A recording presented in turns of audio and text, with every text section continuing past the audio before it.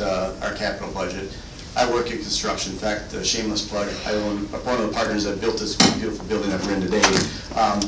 And the one thing I know firsthand is that by not investing in our infrastructure, those projects always become far, far more expensive. Just not up front, but the opportunity costs that we miss out on.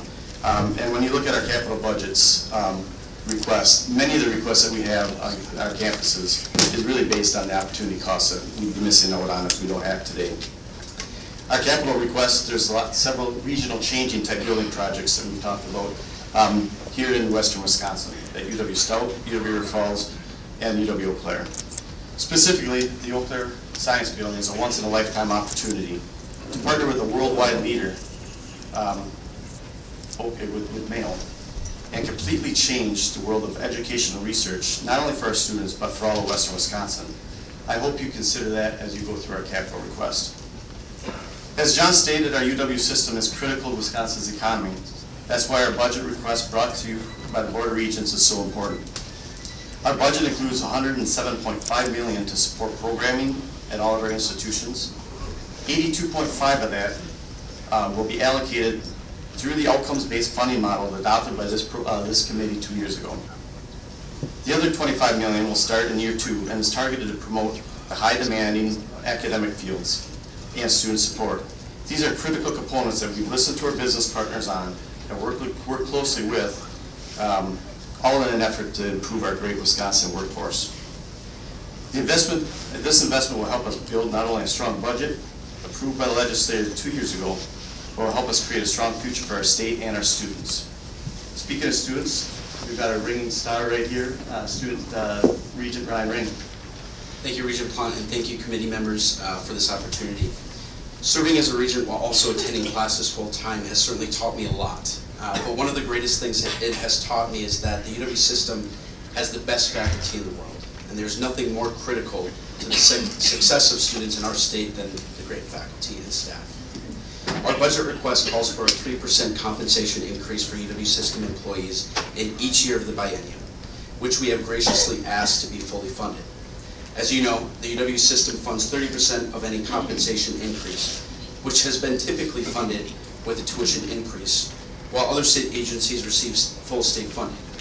But if tuition is frozen again, which as a student, I should add, I completely and wholeheartedly support, we desperately need the state to cover the tuition share.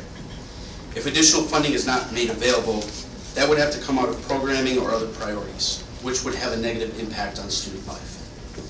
I also want to speak briefly about what Regent President Bailing said regarding the science building at UW Eau Claire. Phillips Hall was built in the 1960s, before my parents were even born, and it isn't equipped to hold enough students. I've taken a few science classes in the building, and there was one class where I had to stand in the back of the room due to inadequate classroom space. The partnership with Mayo and UW Eau Claire is also something that this state should be immensely proud of. Being able to have the state's nationally ranked university for undergraduate research work hand in hand with the nation's top medical health system will continue to make Wisconsin a place for innovation. Thank you again for coming to Northwestern Wisconsin and for your hard work on the state budget. Let me add that while I go to Eau Claire, I grew up in Green Bay, and I know my friends and neighbors back home next week will reinforce what we are saying today. Invest in our faculty, our programs, and our facilities.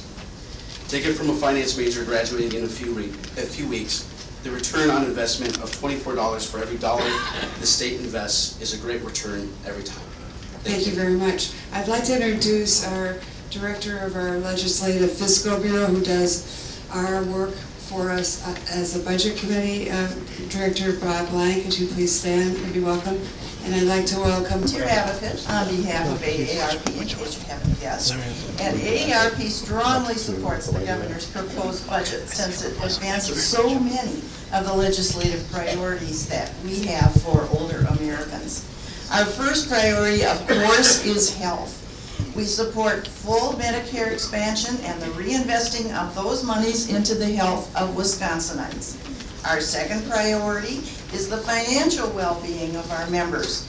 This budget provides additional economic well-being for our members by indexing and other enhancements to the homestead tax credit, by addressing the need for retirement savings for employees in the private sector, and by taking steps to lower consumer prescription drug costs. Our third priority is making sure all services and programs are available to all Wisconsinites, including isolated seniors.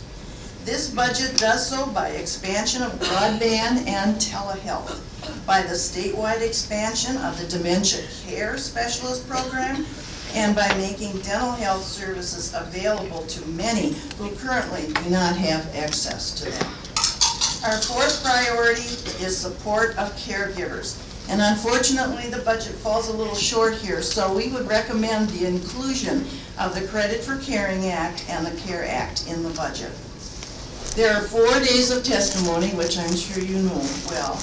And so we've decided to divide our testimony into 4 categories: health, wealth, geographic inclusion, and caregiver support. And today, I would like to address geographic inclusion. The broadband provisions in this budget enhance people's access to health care, regardless of where they live, by the expansion of broadband and telehealth. We applaud the financial assistance provided so that low-income people can use broadband. We see broadband as providing early detection to health problems and as a way to monitor chronic conditions without the problems of time, distance, or lack of transportation, which often prevents older people from getting health care.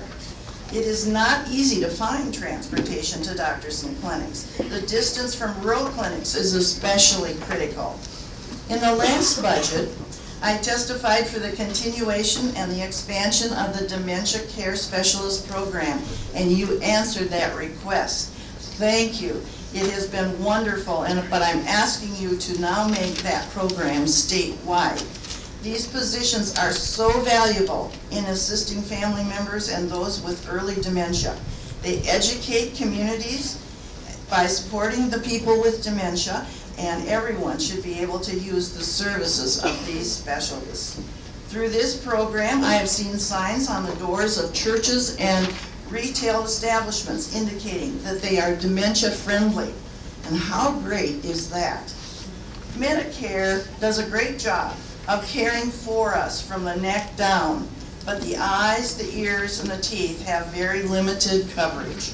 And even those with dental coverage through Medicaid cannot often find dentists. Good dental care is critical to older people since it's tied directly to their nutritional status. The creation of a dental therapist program, which will allow many people who have no access to dental health now, is a great plan. It would give many people who can't get dental care now a way to receive services from a trained, supervised professional. And granted, they cannot do all the things that a dentist can do, but they will add a new set of skilled hands to deal with a very real problem. Everyone should be able to have dental care. Often, our rural members tell us that they do not have access to some of the programs and services that other members who live in urban areas have. These 3 programs, broadband with telehealth, statewide expansion of the Dementia Care Specialist Program, and the creation of the dental therapist programs would certainly go a long way to equalizing this. In closing, let me reemphasize our full support for Medicaid expansion, It's good for our members, it's good for the state of Wisconsin, and there are many good proposals in the budget that come from the funding provided by that. So let's just do it. Thank you. Thank you. On Wisconsin. Thank you. Right on time. You took 5 minutes. That's great. Okay, now let's have 3 people behind each mic. 3 that were called up, so please get. Good morning all. My name is Linda Young, and I live in Eau Claire, Wisconsin. I'm a registered nurse here in Wisconsin, and I'm in my 8th year as Dean of the College of Nursing and Health Sciences at the University of Wisconsin, Eau Claire.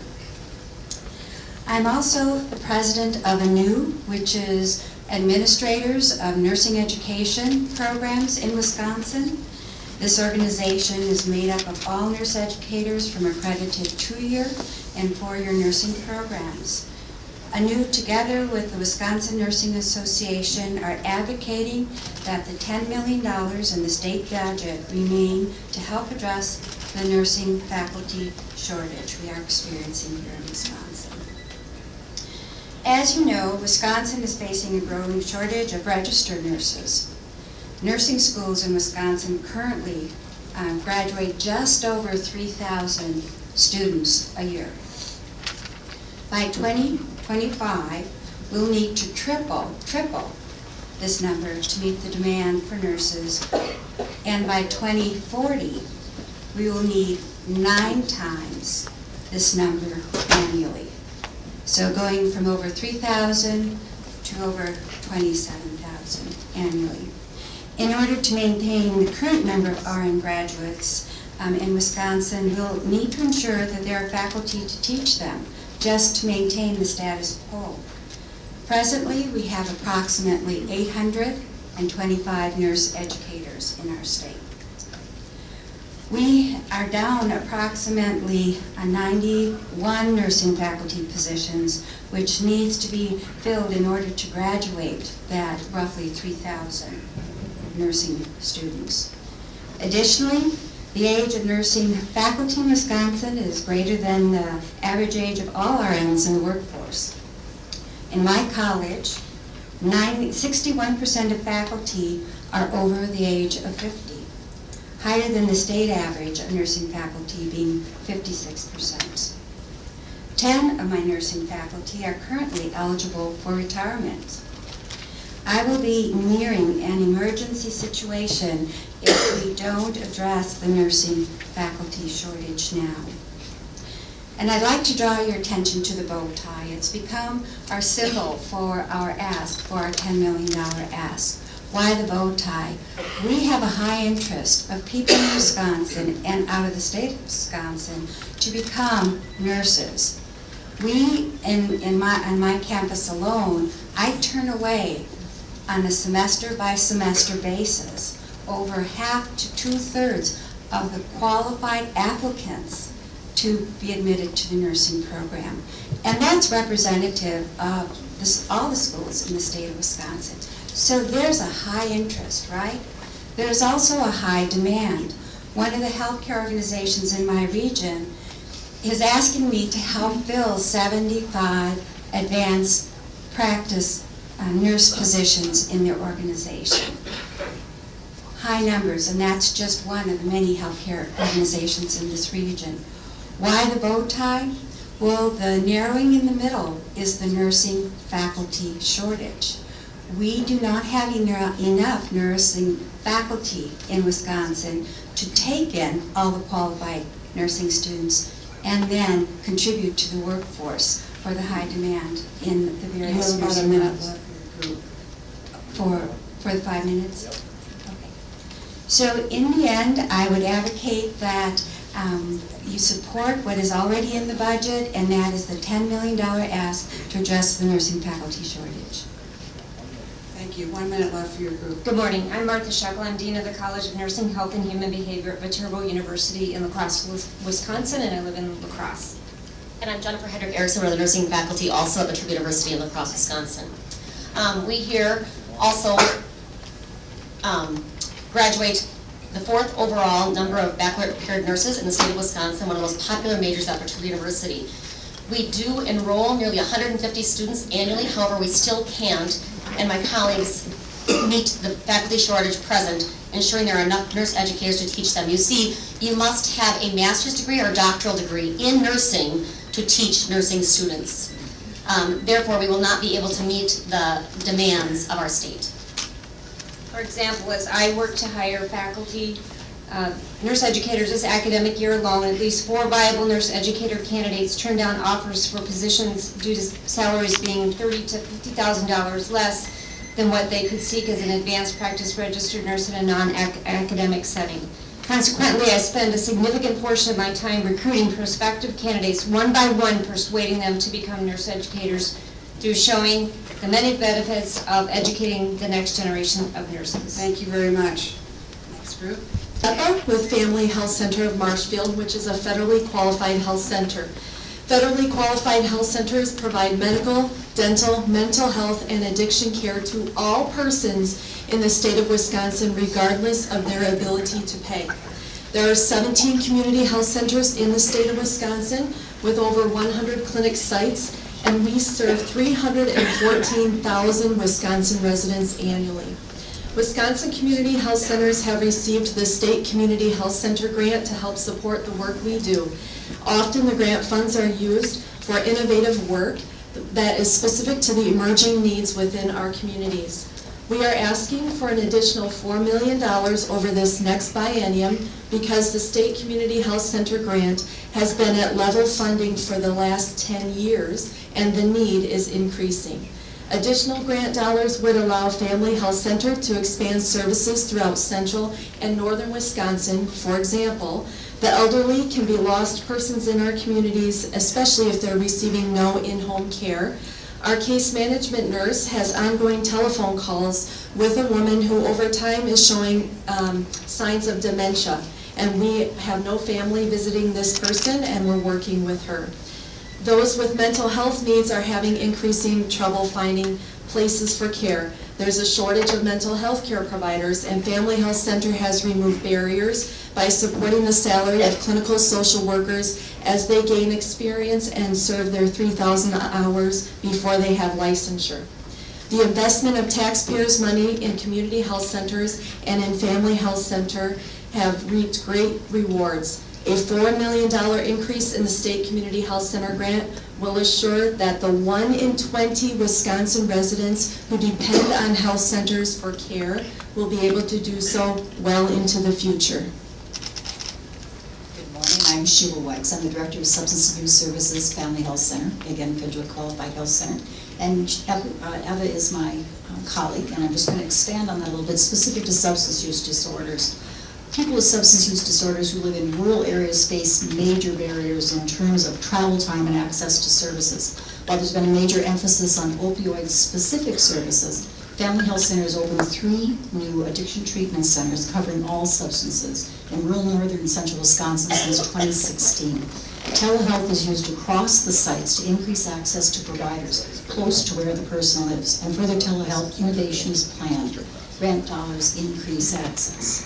Second point, older Wisconsinites who qualify for Medicare face major challenges in accessing substance use disorder treatment, since Medicare does not cover services by substance abuse counselors at a time when both the population and the need is growing. Additional grant money would allow the development of innovative approaches to meet the needs of this population. People with substance abuse disorders frequently struggle with major financial barriers as well. Family Health Centers developed an innovative patient financial navigator role that not only assists people to access Medicaid and other programs, but it also provides coaching and working through financial challenges as the individual works to gain recovery and independence. Grant money makes this role possible. I would also note that the expansion of Medicaid would support more people accessing needed substance use disorder treatment. There is a large gap between current Medicaid eligible income levels and the income point where an individual qualifies for insurance with deductibles that can be afforded. Medicaid expansion can assist in meeting this need. And Wisconsin's investment has had a huge return. We encourage it to continue. 30 seconds. Good morning, I'm Nicole Larson, Director of Business Development for Family Health Center Dental Services. We have 10 dental locations, started in 2002, that serve the central and north central Wisconsin area.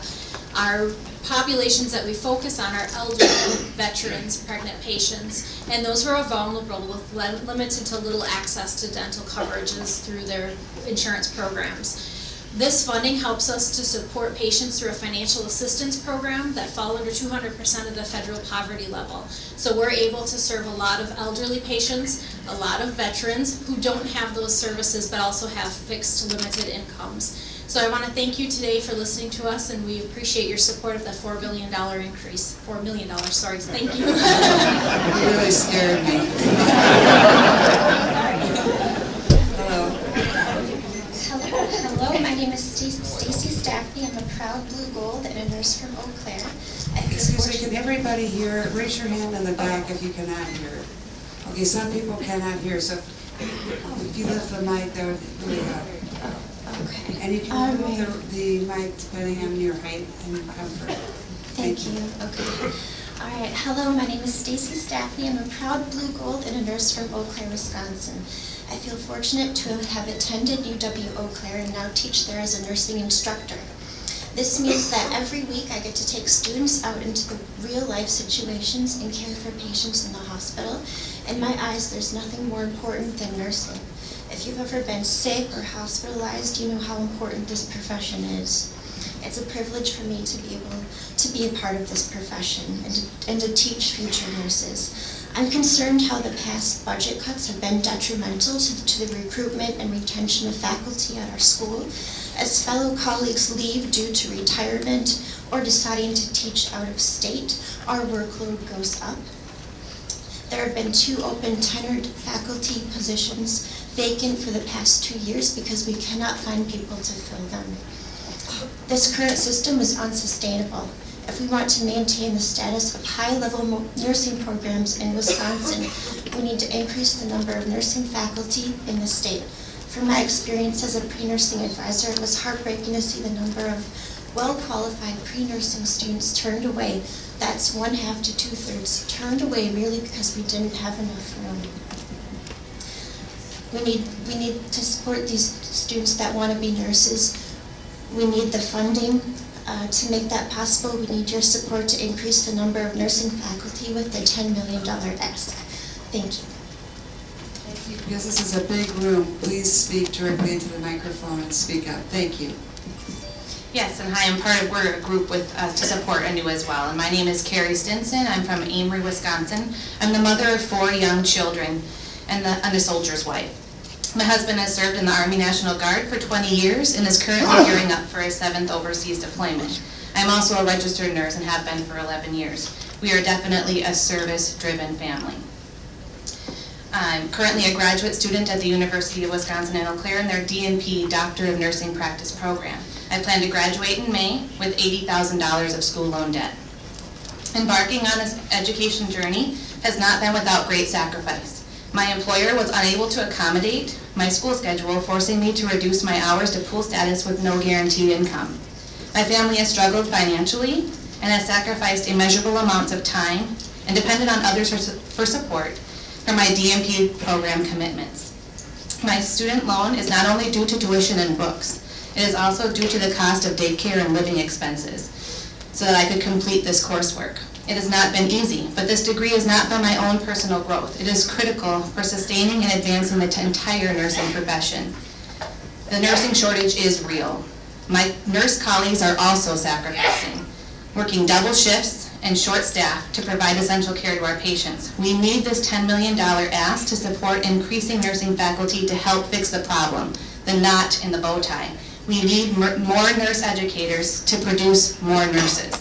While I'm not looking forward to being a single mother, while my husband is deployed overseas for the next year, I am looking forward to the state of Wisconsin being a leader in supporting their registered nurse workforce and moving this $10 million ask to support nursing faculty forward. Thank you. Thank you. One more. Hi, my name is Tammy Stanislavski, and I currently work as a nursing instructor at Mid-State Technical College.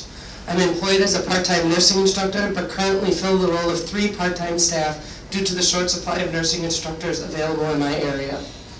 There are 16 technical colleges in the state, and currently 13 of these have postings actively seeking nursing instructors, and most have multiple postings.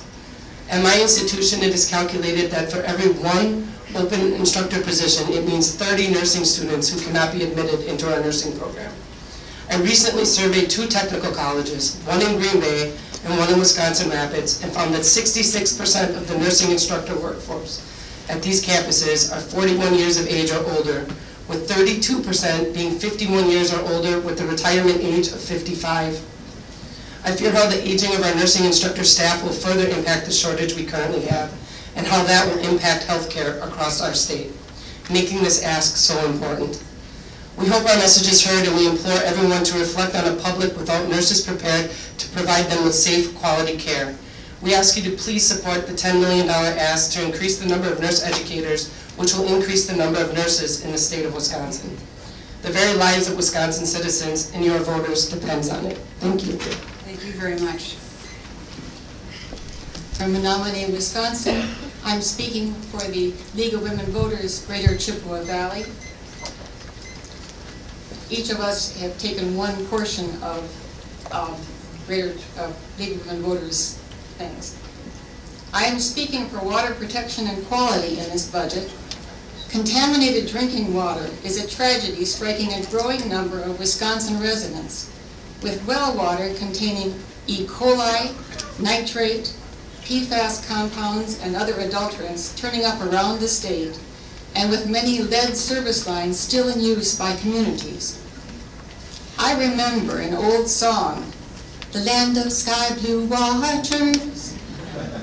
But in Menominee, our lakes spend 2 months or more out of the year pea green as paint. We struggle to find solutions.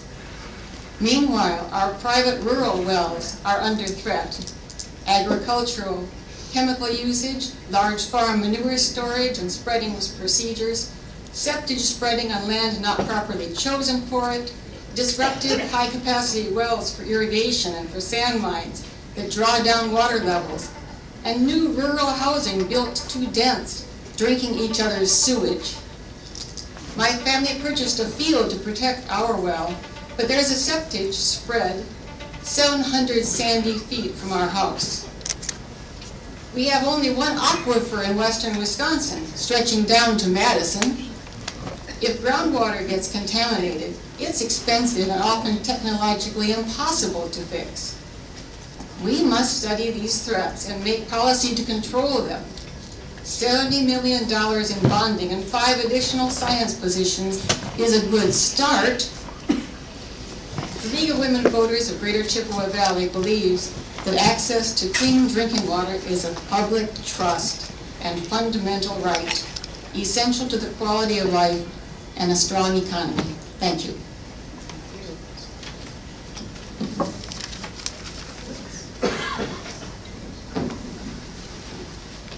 Hello. Is it on? Okay. I'm here also on behalf of our league, which is the Upper St. Croix Valley League. My name is Marilyn Chesnick. I'm a retired teacher. I'm a business owner. I'm active in tourism, and I'm active in the league. And I'm here to talk about public education financing.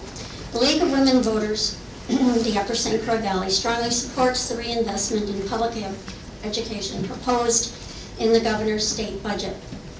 It provides a more equitable school aid formula and restores the promised 2/3 level of state funding for our schools with increases for special education. And that's what I taught, was special education, a high school level. This financing is crucial for all of our children in both urban and rural districts in our state. In our league, which is rural Burnett and Polk counties, we have an extreme level of poverty, drug use, poor to non-existent transportation services, and attendance issues for a variety of reasons, obviously. It is so important to invest in the schools to help our future citizens become productive participants of our society. We support the proposal to stop the expansion of choice schools as a vital and positive move.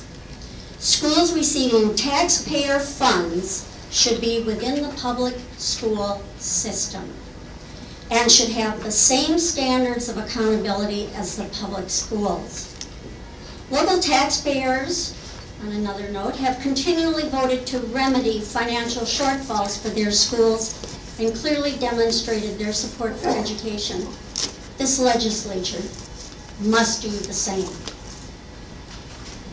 Hello, I'm Margaret Hageman. I'm from Menominee, and I'm with the Greater Wisconsin League of Women Voters, or the Greater Chippewa Valley. I'm speaking on behalf of expansion of the Medicaid system in our state. Right now, everyone has a right to health care. And right now, 8% of our population in adults and families do not have, and I can't speak for 30 seconds, okay? Right now, we have, our Medicaid dollars that right now we pay our federal taxes. You and I pay our taxes. And that federal money does not come back to the state of Wisconsin to help support the Medicaid, the medical assistance programs. And if it would support the education that we've talked about. Thank you. You gotta have those people come up first to speak in a group, only go for a couple of minutes, they take up all your time. Thank you. Good morning, Chairperson Darling, Chairperson Nygren. Thank you for this opportunity to speak. I proudly represent the Wisconsin Library Association, and I am one of two who will be speaking for this group today. My name is Heather Johnson, and I am a librarian at the River Falls Public Library. It is a pleasure to see here today so many legislators who represent the libraries throughout the state of Wisconsin, with a very special thank you to Shannon Zimmerman of our very own community of River Falls. Library card holders and community members in our state library systems rely on critical services that libraries provide, such as expertise of knowledge, technical support, an integrated database, cooperative buying power, continuing education, delivery services, and shared resources. On behalf of libraries in Wisconsin, I would like to express my sincere gratitude for your budgetary support. 2 years ago, in 2017, Library Systems told you that they would use the $1.5 million temporary investment to work on 3 areas: early literacy, lifelong learning, and workforce development. Because of your investment in library systems in Wisconsin, we have been able to provide communities and library patrons with early literacy activities and programs for our youngest citizens, like 1,000 books before kindergarten, to help ensure that children are ready to read before they start school. Free access to computers, Wi-Fi, and hotspots to check out for those who lack reliable and affordable internet access in their homes.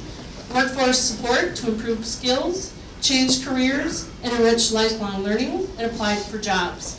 Access to programs for people of all ages that support and enrich lifelong learning through things such as book discussion groups, summer reading programs, STEM and STEAM activities, arts enrichment, memory cafes, and senior outreach programs. A few fun facts about the River Falls Public Library. Did you know that you can check out a Vibrant Health Family Clinic blood pressure kit with your library card? Or what about a 1,000-piece puzzle to occupy the kids during the many snowstorms that we had this year? You can help libraries to continue to expand on this important work. I urge you to continue the additional $1.5 million in funding you provided Wisconsin Library Systems for this biennium and support the modest increase we are requesting for the next biennium. Thank you. I would like to give the remainder of our group's time to my colleague, Pamela Westby from Eau Claire. Good morning. Thank you for allowing us to speak about public libraries and the importance of libraries. I am Pamela Westby, the director of the L.E. Phillips Memorial Public Library in Eau Claire. And I am here to express continued financial support for Wisconsin library systems, public libraries, and the people we serve. Today's libraries are not dusty warehouses of books. No, public libraries offer lifelong learning through outreach services and literacy programs, community engagement opportunities, and innovative services. I'd like to tell you a little bit about how public libraries design programs to help people connect with organizations in the community. Eau Claire Public Library joins more than 30 library systems across the nation offering a library social worker program. This new and innovative service uses a social justice lens to respond to the community's #1 concern, poverty and homelessness. Continued funding of public libraries is needed to support libraries and offer innovative services that help lift up the entire community. I respectfully ask for your support of public libraries and thank you for your consideration. Thank you very much. We'll call up another cue too. I'm Ron Alexander from a group called Naomi from Central Wisconsin. We're part of Wisdom. And I'm here today to ask for no prison expansion. Wisconsin must take a stand on continuing to feed an out-of-control system, taking over $1.3 billion per year of our scarce dollars, while incarcerating close to 24,000 people, up from 3,500 in 1980. Wisconsin could safely reduce its prison population by at least 1/3 within the next 2 years if it just took common sense steps that other states have already pioneered. One such step would be to save up to 4,500 prison admissions per year by ending the practice of timeless revocations, reincarcerating people for violating rules of their probation, parole, or extended supervision. Many of the needed sanctions should be dealt with locally as provided for in the DOC guidelines, but not implemented. My friend Nick is presently facing such a situation. He was revoked already once over a year and a half ago for inability to be clean and sober. He has already completed 2 in-prison alcohol and drug treatment programs for no long-term avail. He needs a community-based halfway house like we used to have 20 years ago for long-term support to deal with his addiction, not back to prison. The annual cost of this resource would be about a quarter of the estimated $35,000 for a prison bed. I also urge you to accept the federal dollars to expand Badger Care, which has significantly lowered out-of-pocket costs to encourage people to seek care rather than avoid it. Thank you. I'm Pastor Bill Shruba. I'm a retired ELCA Lutheran pastor and co-president of Naomi, a grassroots faith-based organization in north central Wisconsin. I'm here to speak in favor of an increase in funding for treatment, alternatives, and diversions, TAD, programs in Governor Evers's proposed state budget. I urge you to support an increase in TAD funding in the 2019 through 2021 budget to $15 million per year. I would also like to speak in favor of Badger Care expansion as it is presented in the proposed budget. An increase in funding will provide greater access to affordable health care for workers who don't earn enough for health insurance coverage or aren't offered health insurance through their jobs. Thank you. Dan Crump. Dan Crump from Marshfield, Wisconsin. I ask that provision for driver's cards for undocumented residents remain in the state budget. As a Christian, I am commanded to welcome the stranger in my land. I am warned by the scripture of my faith that it is better to have a millstone hung around my neck than to be thrown into the sea than to cause little ones to stumble. I am especially concerned when the consequences of our efforts to police our borders are borne by children. Separation from their parents is a stumbling block from which few children could hope to recover. I could ask on behalf of my faith that these parents of these children be permitted to safely and legally travel the roads they help to pay for, to go to work, to take their kids to school and doctor appointments, to attend community, school, and church events, and to return home safely at the end of a hard day. But I do not ask that my government become an instrument of my personal faith. Yes, driver cards would grant undocumented residents legal access to our roads, but they would also require them to pass driver's and vision tests and obtain car insurance. This would make the roads safer for the rest of us. Furthermore, traffic stops would be safer for law enforcement officers who could reliably identify who they had stopped and determine whether they had a record of violent or dangerous behavior or if in fact they were suspected of a violent crime. 12 states have already elected to issue driver's cards. The Los Angeles Times cited a study finding that in California there were 4,000 fewer hit and runs in 2015 because undocumented people involved in the crash were less likely to leave the site out of fear of being detained or deported. I also advocate for the Badger Care expansion, which would bring a $3 million infusion of federal dollars 15 seconds. into the state economy and provide health care for I can't talk that fast. Ted Sperdugo from Wausau and Naomi. I'm here wanting the parole commission to be activated and to be sure that a parole administrator is appointed for the parole commission. Thank you. Okay, thank you. Thank you. Welcome. Good morning, I'm Bruce Quinn from Pepinary Schools.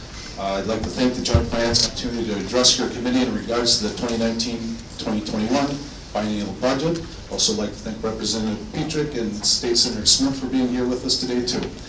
Pepinary Schools strongly supports the governor's proposed increase of at least $200 per pupil in revenue in each year of the biennium. In my written report, I've included all the cuts that we made over the last decade to our education system in Pepin. I'll let you read that at your own time. We also support an increase in funding for special education. This is long overdue. 10% of our entire operating budget goes to the subsidizing special education. 64% of our special education budget is made up of local funds for programming that is mandated by the state and federal government for the needs of our students with special needs. We also support an increase in funding for our school-age mental health services. But the one important thing you can do to help us out is to adequately fund health and human services at the county level. And the second item I hope you will consider is the shortage of placement facilities and basic mental health professionals in the rural parts of our state. I believe in capitalism, but this is not going to be solved by supply and demand, or we'd have tons of people up here helping out, okay? So please take that into consideration. Finally, we support the eliminating of the current restrictions on hiring retired educators to fill key positions. If there's one thing you could do for us to immediately address the shortage issue, is let us access those people that are already in our communities who are qualified to work with kids. And don't let that issue, I'm asking to not let the issue of the quote-unquote double-dipping issue prevent us from providing kids with quality teachers. Thank you for your time. Appreciate your time and service to our state. Have a wonderful day. Thank you. Good morning, chairpersons and members of the committee. I'm Jim Holt. I'm a farmer from Dunn County, just outside of Eau Claire, and I'm a proud alumni as well of UW River Falls. I'm speaking today on the wildlife damage program that the state runs, one that's been in place since the 30s, and most recently the structure changed in the 80s, 1983. The current program allows for a farmer that has a large amount of damage from wildlife, the state's livestock, up to a $10,000 reimbursement. While I have not ever applied for that damage, I have colleagues that have had $20,000, $30,000, and $40,000 of damage in a year, in which they received that maximum $10,000. My ask for you today is to remove that cap and let the state really adequately reimburse farmers for the losses that their state livestock is causing. Thank you. Thank you for allowing me to speak with you today. My name is Don Radke. I'm the Farm Operations Manager at North Central Technical College. I'm also a board member for the Wisconsin Farm Bureau Federation, representing North Central Wisconsin. I'm here advocating for the UW Dairy Innovation Hub and would like to start by asking you a few thought-provoking questions. What if milk didn't need to be refrigerated?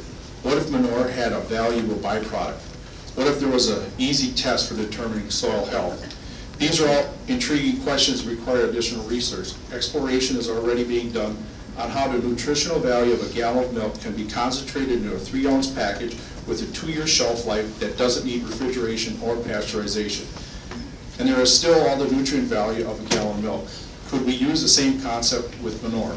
If we could economically remove phosphorus from manure, it could then be strategically applied where crops needed in an effort to better manage our resources while reducing phosphorus loss to our lakes, streams, and rivers. These are many ideas that need further research to bring them to marketplace. We need the funding and researchers to help make this happen.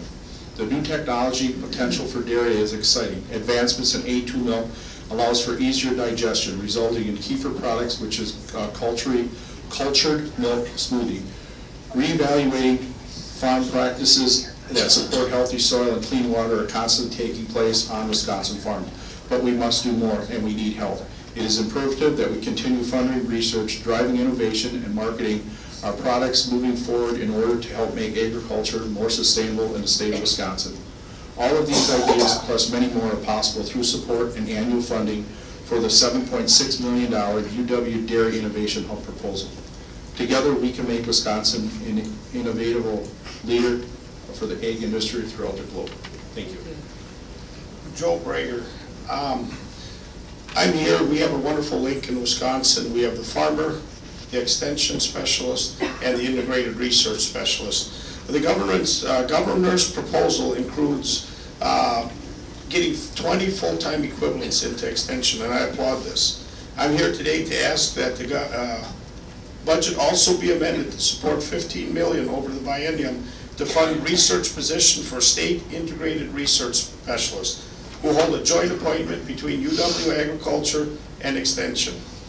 These faculty members are part of an academic department, conduct research, and develop training programs. Since 1990, the numbers of specialists has dropped by 45%.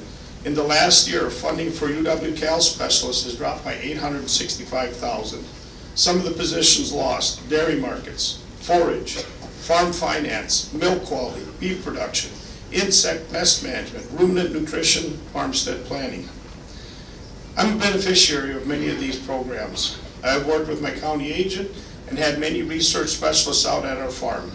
We've looked at creating new industries in malting barley, in hemp, and most recently developed a program with Dairyland Power where we studied dry scrubber material. Now, instead of landfilling that, we can use that as soil amendments, as it provides a lot of calcium and sulfur.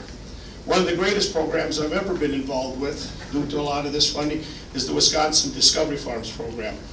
We heard about water before. You're going to hear a lot about it today. It's been announced that it's the year of water. The Discovery Farms program has helped me to understand how my farm affects water quality and make changes to improve and continuously improve, and that's happening around the state.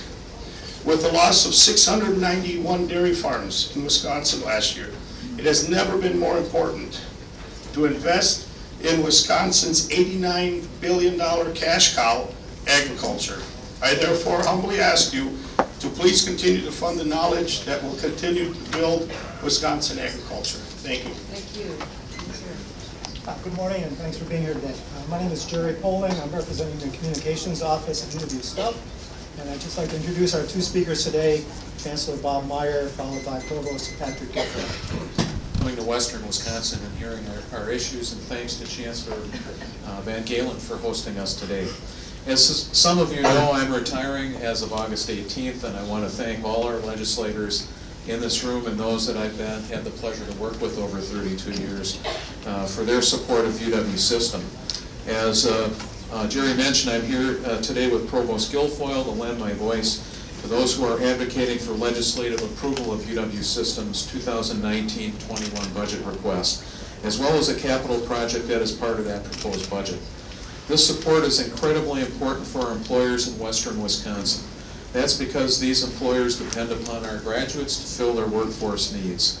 UW Stout just published our annual employment rate for our 2017-18 graduates.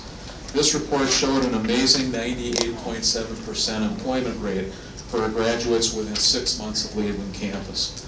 I talked to our employers at our two large career conferences, and the only complaint I ever hear is that they can't get enough of our graduates. We calculate that just our 2017-18 graduating class contributed $68 million to the regional economy. Meeting workforce needs is why the UW system capacity building initiative that's in the budget is so important. Our portion would add faculty in computer science, computer networking, and applied math, expand our engineering programs, and allow our career services office to create more internships and co-ops. I'd also like to ask you to support a major renovation project that's included in the UW capital budget. The first residence hall I stayed in as a freshman at UW Stout in 1975 was South Hall. Frankly, not much has happened to upgrade that residence hall since I lived in it. We are asking for your approval of a major renovation project for South Hall in the 2019-21 state budget, and I sincerely hope it makes the final list that you'll recommend. My concern is that an important project like South Hall will be overwhelmed by the larger and higher profile projects that have been proposed around the system. But South Hall is a workhorse for us and provides accommodations for many students at UW Stout. South Hall means a lot to us, and I hope that you support that project. Thank you. Now I'd like to turn this over to Provost Guilfoyle. Patrick will assume duties as interim chancellor during my retirement, or past my retirement in August, and I know that he's going to serve our students and the citizens of Wisconsin very well. Patrick. Thank you, Chancellor Meyer. I'm here today to make two comments regarding compensation for university faculty and staff. First is a thank you for the pay plan from this past biennium. The second comment is regarding the pay plan for 2019 to 2021. At UW-Stout, employee compensation is one of the most important issues we deal with day in and day out. Because we are so close to Minnesota, frequently our faculty and staff are picked off by Minnesota institutions because what they offer often exceeds the pay that we can provide. In addition, many of our faculty and staff are involved in positions that are of interest both to academia and to industry, and that exacerbates the problem. Currently, our faculty are paid 11% less than the median salaries paid to other regional university faculty. This puts us below the 20th percentile for faculty salaries nationwide. So that's one of the critical issues for us, is a pay plan for this next biennium. And as was mentioned by Regent Ring, covering 100% of the pay plan is another thing very important to us. Because of the tuition freezes, we don't have the ability to cover the additional compensation. Thank you. Thank you. To see so many of our local legislators here. My name is Jake Rassi. I do government relations for UW-Eau Claire. And it's my privilege today to introduce a few folks to talk about investing in Northwest Wisconsin through UW-Eau Claire's replacement for Phillips Hall, our current science facility that serves on average 5,600 students per academic year. They are Chancellor James Schmidt of UW-Eau Claire and Dr. Richard Helmers, the Regional Vice President and CEO of Mayo Clinic Health System, Northwest Wisconsin. Good morning. Thank you for coming to Northwest Wisconsin. This proposal for a replacement of Phillips Hall is really about the ability to expand and meet the regional needs and statewide needs for a number of critical areas of employment to drive the state's economy. Think back to the 50s. Eisenhower was president, and in some office there was an architect drawing up plans for a new science building at UW-Eau Claire. The building was constructed in 1961 based on those 50s era, Sputnik era planning. And I have to tell you, this building has served us well, but is well worn out. We have more than 5,600 unduplicated students at UW-Eau Claire who are going through that building each year for a building that will be more than 60 years old if everything goes well, so they can be built and occupied. I refer to this as our Frankenstein building. So for those of you who've been able to tour the building, it speaks for itself. But literally, many pieces of this building is being held together with duct tape. There are leaks that go throughout the building, and the way that the building was constructed does not make it possible to renovate. Because modern science buildings require a minimum of 150 pounds per square foot load carrying capacity, all of our heavy equipment is on the first floor because the building was only designed for 50 pounds per square foot. This investment in northwestern Wisconsin is a core economic infrastructure. You've heard about the needs for nurses, engineers, scientists, all of the STEM fields. This is an expensive building, but it is all of our sciences are in one building, as opposed to a place like Madison with separate pieces. The other piece that I want to leave you with is we've been careful. We do collaboration with all of our area industries. More than 200 companies and agencies have used this building for experimentation and testing. Hi, thank you. I'm Dr. Rick Helmers. I've had a 25-year history at Mayo Clinic and been lucky enough to be in Eau Claire for the last 2 years.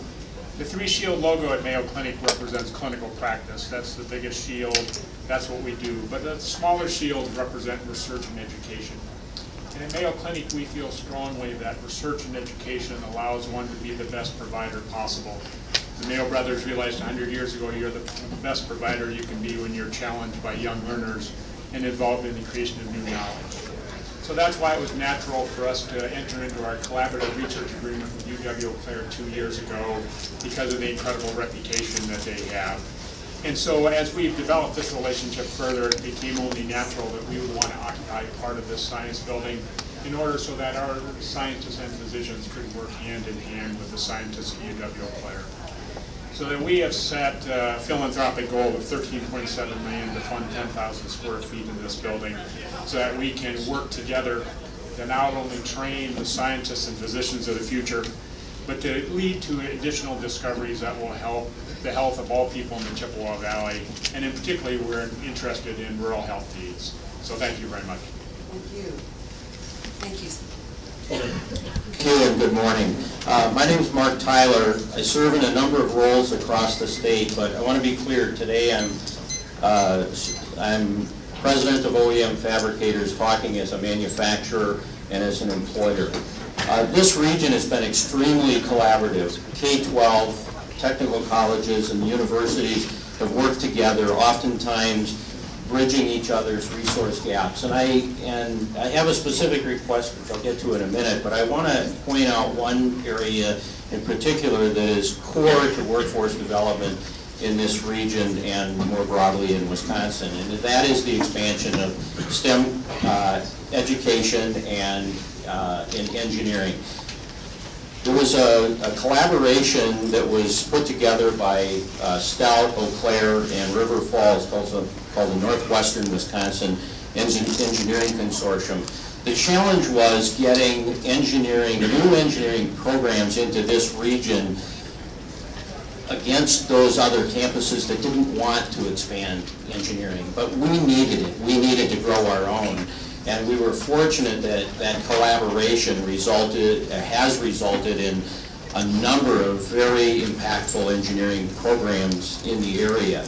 The impact on economic development and workforce development will be dramatic in the future.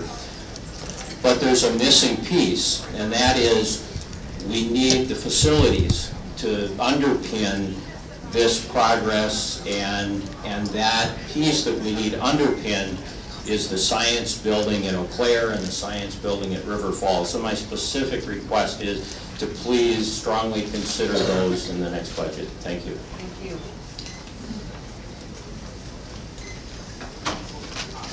Hello, my name is Tammy Davis and I live in Eau Claire.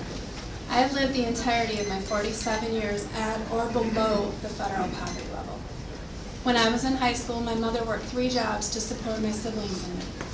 I remember her leaving before we woke for her first job, and that after school, it was my task to braid her long hair, iron her clothes, and help her prepare to leave for her second 2 jobs of the day. She consistently worked from early in the morning until long into the night for too many years, until she fell perilously ill at the age of 35 and became permanently disabled. Despite my own drive to lift myself out of poverty by obtaining first a technical diploma and then a bachelor's degree, stress and trauma are a constant in my life that, like my mother before me, has taken its toll. I became disabled when I was 29 years old. To say it is a struggle would be a disservice. In truth, it is a perpetual tightrope existence wrought with stress. Every choice I make is through the perspective of what it will cost, especially healthcare. I've survived cancer, 20-plus surgeries, numerous suicide attempts, countless inpatient hospitalizations for mental health and addiction, and have been in decades of therapy. It is safe to say that Badger Care has saved my life numerous times. Despite all that I have experienced, I still possess the desire to lift myself and my family out of systemic poverty. However, I am currently unable to take positions that pay more than the federal poverty line because of limitations previously imposed on Badger Care recipients. Without a doubt, my biggest barrier towards achieving my goal is the lack of affordable and quality care that are my options once I'm priced out of Badger Care. So, I asked the state legislator to expand Badger Care and accept the federal Medicaid dollars. This simple act would allow me to pursue a life of dignity and purpose without losing access to the affordable care that my well-being depends upon. Thank you. Thank you. Ladies and gentlemen, senators and assembly persons, thank you for coming to Eau Claire. I'm a graduate of the University of Wisconsin-Milwaukee, and I retired from Chippewa Valley Technical College. And I'm now involved with the Wisdom Jonah Reduce Child Poverty program.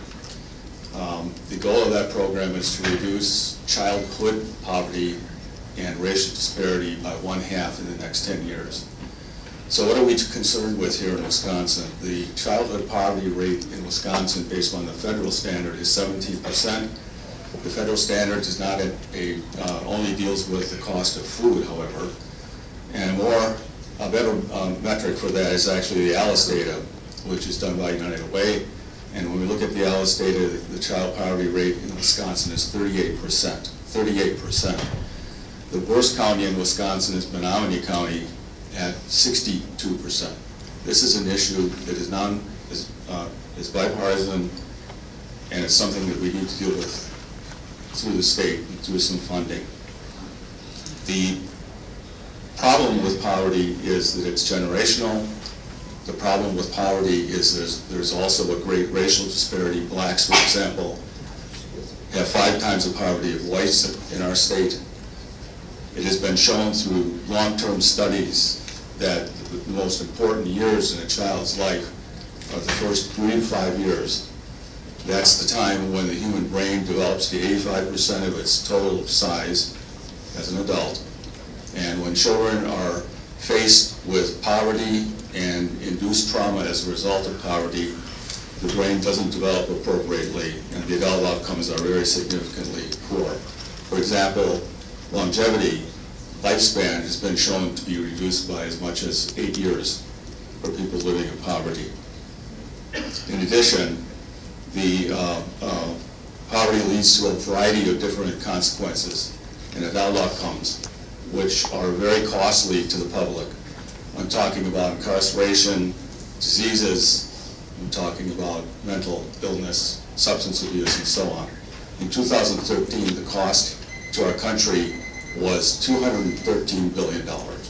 So I'm hoping that you will engage in providing some money to provide some evidence-based strategies for dealing with childhood poverty. Thank you. Thank you. Welcome. Good morning, co-chairs, Senator Darling and Representative Nygren, and committee members. Thank you for the opportunity to testify today. My name is Pamela Pipkin, and I'm the director of the Monroe County Child Support Agency.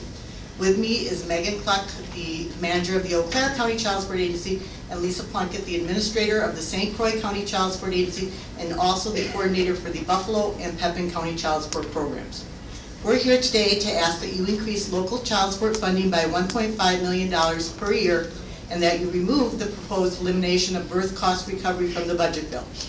Our need for additional funding is independent from birth costs. The Wisconsin Child Support Program is one of the most successful and cost-effective programs in the nation.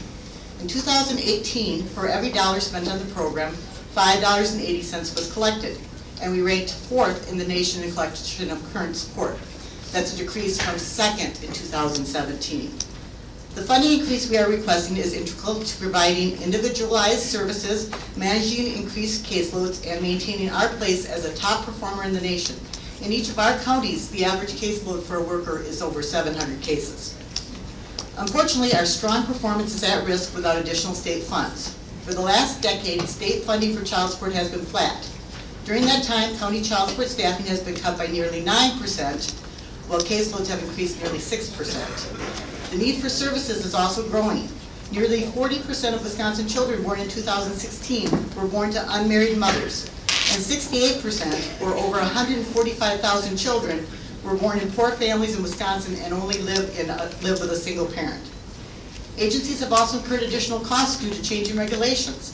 In the last year, the circuit court system implemented e-filing, which has shifted workload to the child support agencies. Both the Wisconsin Child Support Enforcement Association and the Wisconsin County Association are advocating for an additional $1.5 million per year in child support funding. As of today, 47 counties have passed resolutions in support of this increase. An additional investment of $1.5 million by the state would draw down roughly $3 million in federal funds per year. Federal funding is based on performance, and while Wisconsin is one of the best programs in the nation, without a strong state investment in the program, our performance numbers and federal funding could decrease.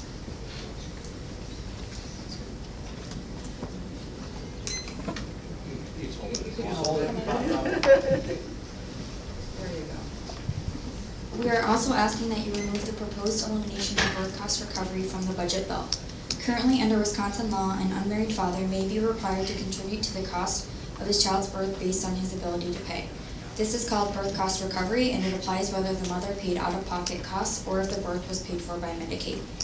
There are clear statutory and administrative code projections in place to ensure that birth cost recovery orders are not a financial burden. These orders are one-time costs that do not accrue interest, capped at half of the birth cost and further limited to 5% of the father's income over 36 months. The vast majority of these funds, 85%, reimburse the state's Medicaid program, while county child support agencies are allowed to retain 15% to support the services they provide to the mothers, fathers, and children. If we lose the ability to collect birth costs, we will not only lose the $2 million collected by agencies, but we will also lose the $4 million that the state receives in federal match, for a total loss of $6 million to the Wisconsin Child Support Program.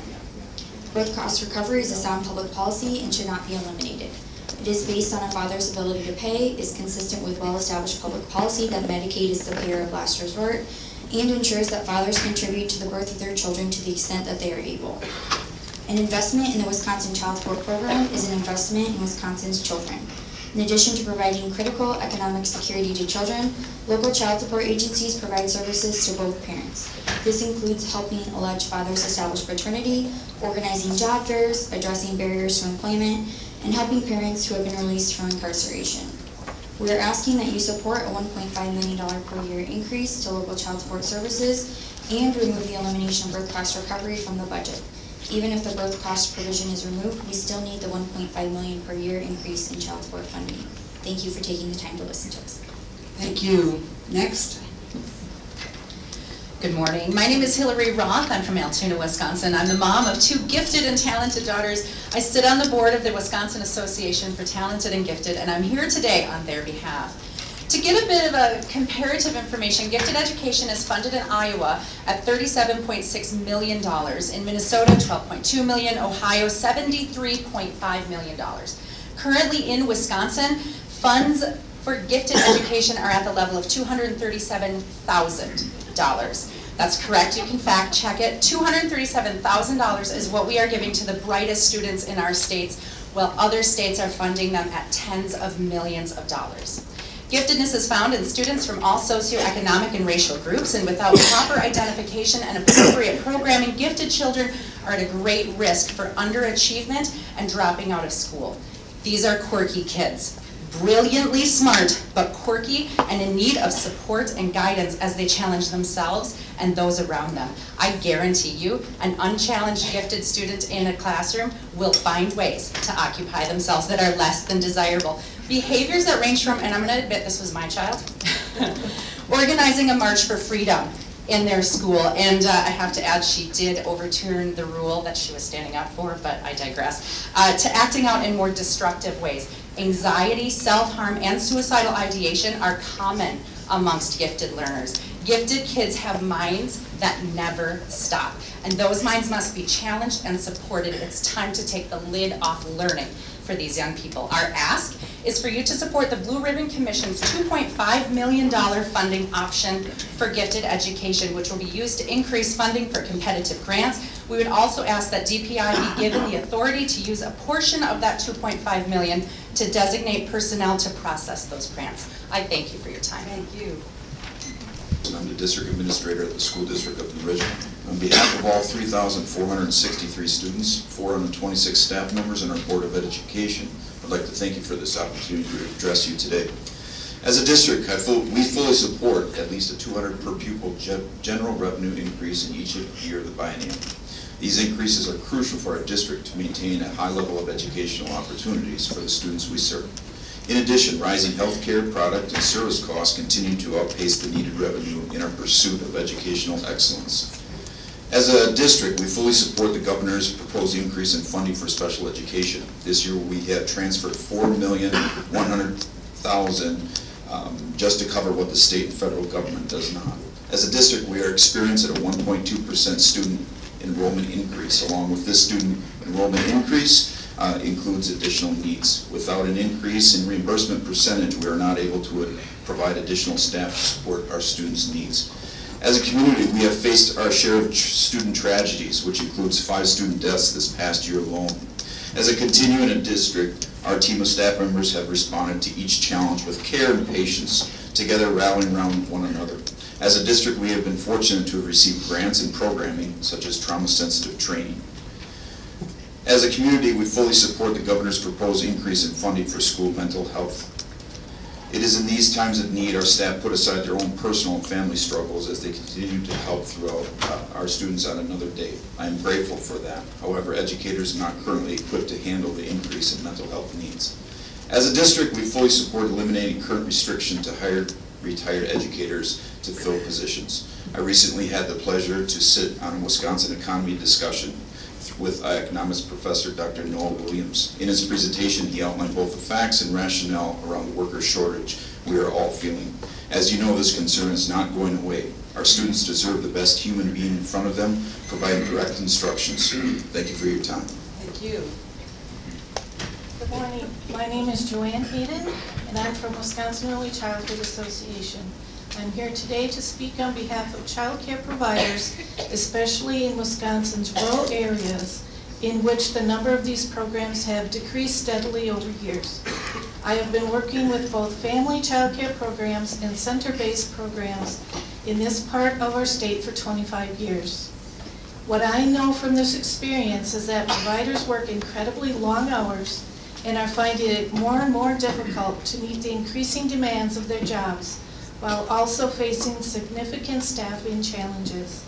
Maintaining high-quality, early learning environments is expensive, yet our providers are sensitive to the fact that our rural parents can't afford to pay more than they already are. Because of this, most haven't raised their rates in years. Child care providers are doing more with less, with no hope for a better outcome, and we are losing them. It is a complicated problem. It requires an investment in both our children, our families, and our child care programs that provide a structure of support for the larger workforce of today and tomorrow. There are parts of the governor's budget that can help, and we want to encourage these. First, ensure the full 5% increase for Young Star's 4- and 5-star programs, as was originally intended to help child care programs maintain high quality. Second, help us build a more stable and skillful workforce by increasing access to education with TEACH scholarships. A $1.6 million increase each year of the biennium would allow us to meet the demand created by Young Star for more education of this low-wage workforce. Lastly, we raise the Wisconsin Shares reimbursement rates to federally recommended levels, so child care programs can have more resources to devote to their teachers' well-being. Thank you. Please, step on.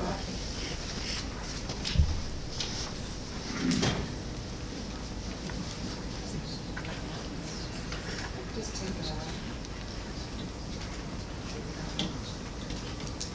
There you go. There you go. All right, my name is Chris Astenso. My husband and I have owned and operated a clinic of optometry in the city of Ladysmith for the past 28 years. It's a beautiful city where we've enjoyed raising 4 great kids. It's not experiencing maybe the growth that they are lucky to have here in River Falls. It's the county seat for Rusk County, a county of only 16,000 people, with the median family income of $40,000, which is 2/3 of the state median, of course. My seat in this healthcare clinic has given me a laser-sharp view of the economic and healthcare needs of our county, the challenges and weaknesses of our healthcare system. Many of my patients work very low-wage jobs. Many of them are also government employees with very stagnant wages. Most of them have experienced paying more out of pocket for their health care if they are lucky enough to afford having health insurance and health care, and many of them go without care for the inability to pay for it. In light of this, I am standing 100% behind the long overdue Medicaid expansion. It is time for us to reclaim our federal tax money and bring it here to our state to help address the healthcare needs that we are having right here. I also serve in my 6th year as a school board member, so I'm 100% also behind Governor Evers' increases in funding for our education system. We've had to cut and cut and cut at our local Ladies in the School District, and we really need to start increasing the funding so that we can hire more teachers to address the great needs that our students face in regard to the issues in their family of poverty, mental health, and addiction. Thank you. Thank you. Welcome. Hi, my name's Don Dunphy, and I'm a lifelong Wisconsin resident. I'm here today to talk about accepting federal funds for expanding Badger Care in Wisconsin. I didn't have health insurance when 33 years ago when my wife and I were expecting our first child. You know, every parent wants the best for his child, and that includes a healthy pregnancy and delivery. I remember how worried I was that something would go wrong and I would be unable to take care of my family. In the end, the delivery was routine, and even though I wasn't making much money, I was able to pay the expenses out of my pocket. I have health insurance now, but I know that many tens of thousands of Wisconsinites do not. You're good. Every one of us has a friend, a relative, or a neighbor who are in this situation. These folks are one illness away from bankruptcy.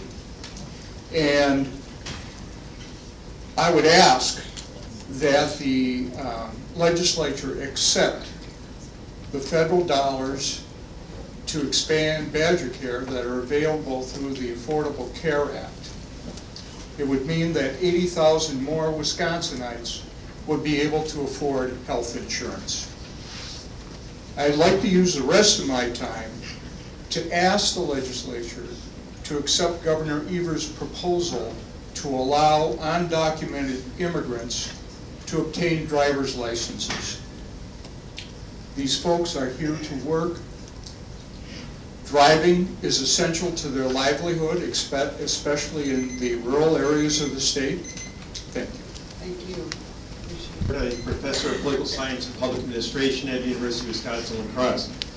Senator Darling, Representative Nygren, state legislators, and Representative Billings down in the end here.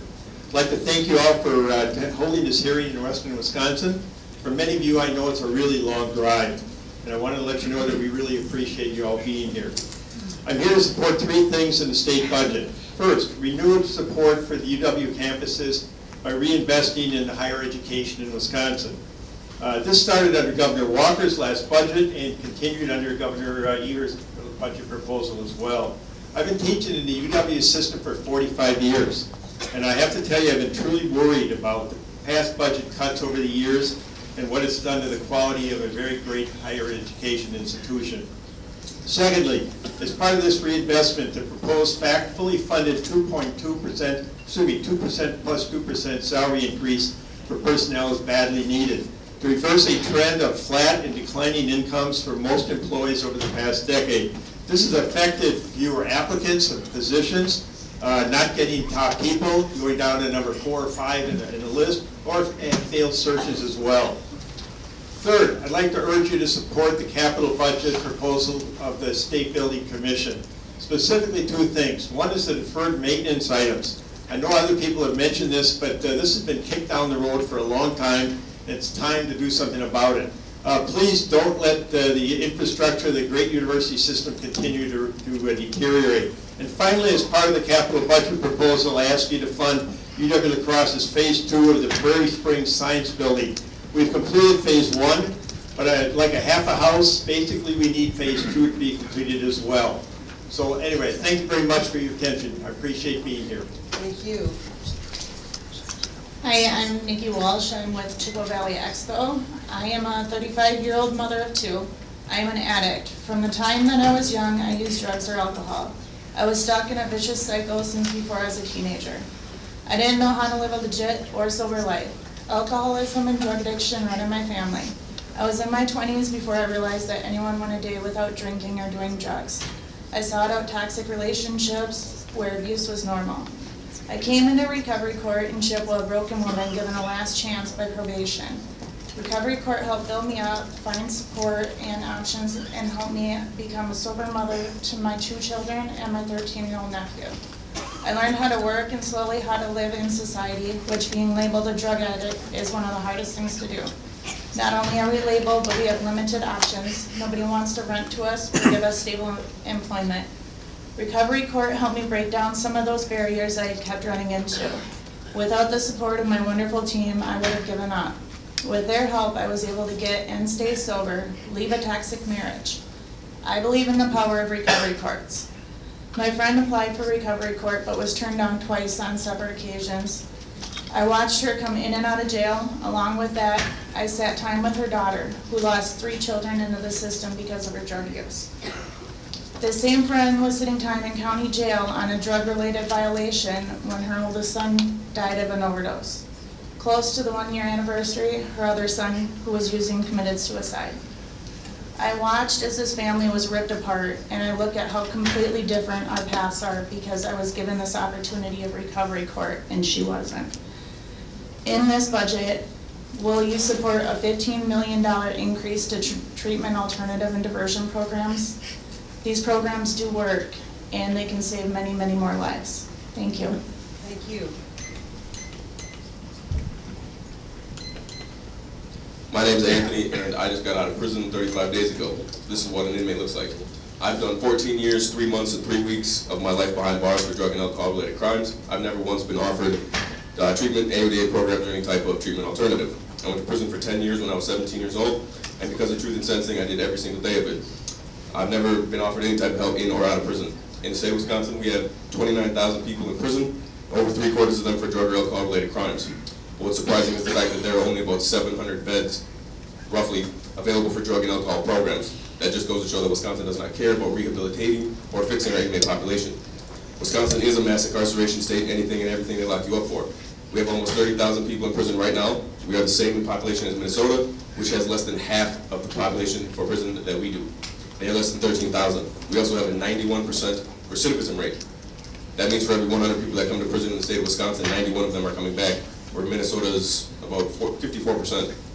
Currently, Wisconsin spends almost $1.5 billion on our prison system, and very little of it goes towards drug treatment.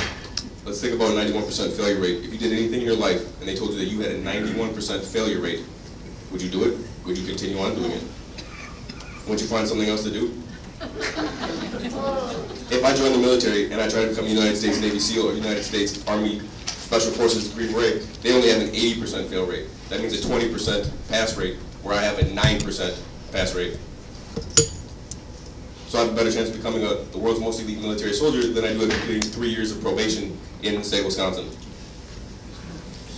We have taken away power of the courts and given it to the probation officers. They have the right to throw you in prison with no justification and no evidence. I've been revoked twice now. They just have to say that they think you broke the law. You don't have to commit any crime. They just have to say that you broke the rule. We have thousands of people in prison right now for no new crime. What do you tell their kids? Mommy and Daddy went to prison because they didn't break the law?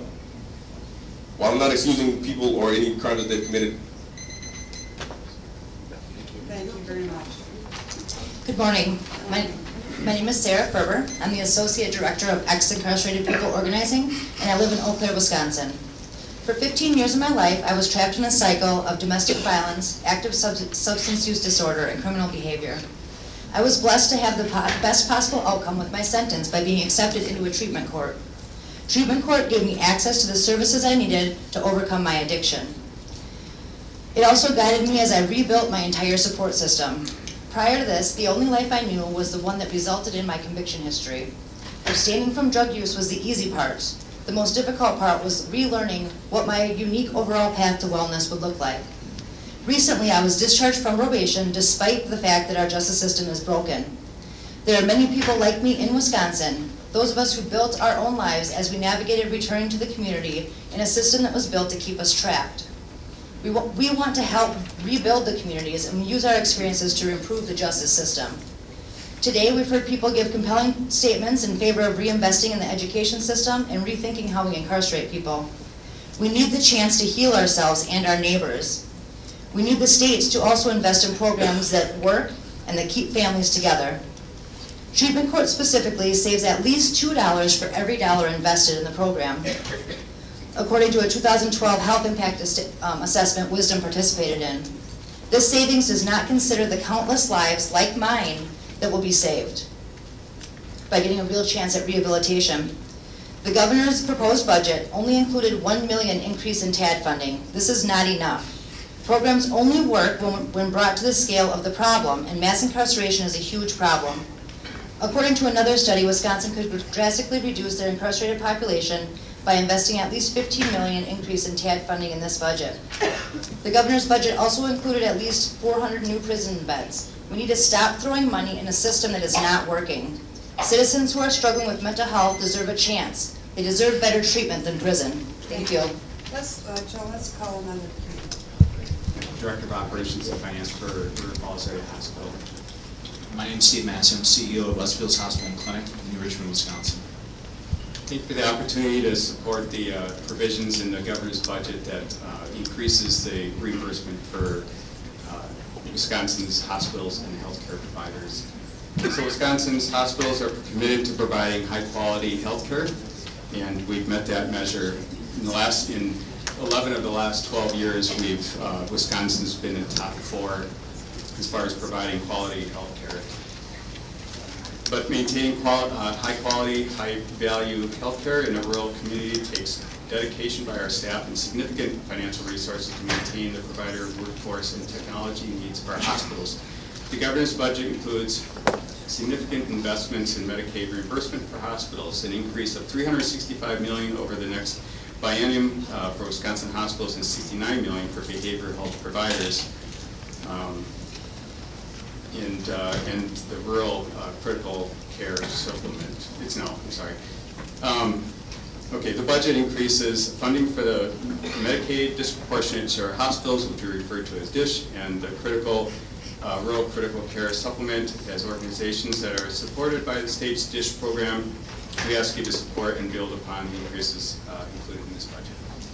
Okay, also, in addition to these critical hospital reimbursement increases, the governor's budget makes important changes to Wisconsin Graduate Medical Education Grant Program, provides additional funding to expand the use of telehealth services for Medicaid enrollees. Health Partners, which is our parent organization, is a recipient of graduate medical education grant funding from the state a couple years ago, which has allowed us to increase our rural residency, family medicine residency, training opportunities for physicians in Amory and New Richmond. Currently, we have 4 residents participating in that program, 2 moving into their second year and 2 starting their first year.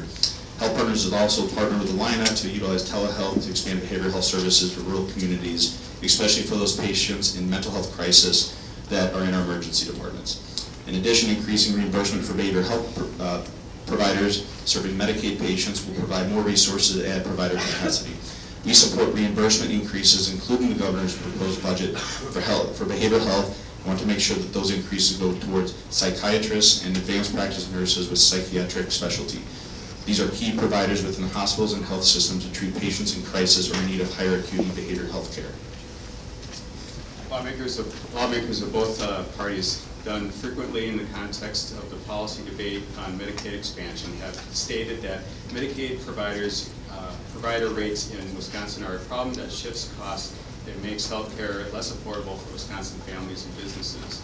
Governor Evers did not ignore that concern when crafting his budget proposal. We applaud Governor Evers' actions to address reimbursement in his proposal and request that these welcome and needed improvements be included in the committee's work going forward. In addition to the testimony, please accept a letter from 30 hospital CEOs in western and northern Wisconsin who have also shared this message of support for reimbursement increases, included in the governor's budget. While there continues to be a debate in the legislature about how to fund these important priorities, we are glad that both parties have understood that Medicaid reimbursement rates are a problem that needs to be addressed. Thank you. Thank you. Thank you. Hello. Good morning. Thank you for the opportunity to address you directly about our state budget. We dedicate ourselves to the well-being of our state and citizens, and your commitment is to be applauded. My name is John Humphreys. I'm the superintendent of schools in rural Thorpe, Wisconsin, about 100 miles east of here. I'm joined by Dave Burke, who serves as our school board clerk and is a retired special educator.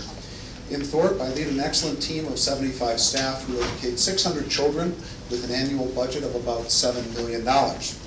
We want to address special education funding today. As you may know, Wisconsin's special education laws predates federal law.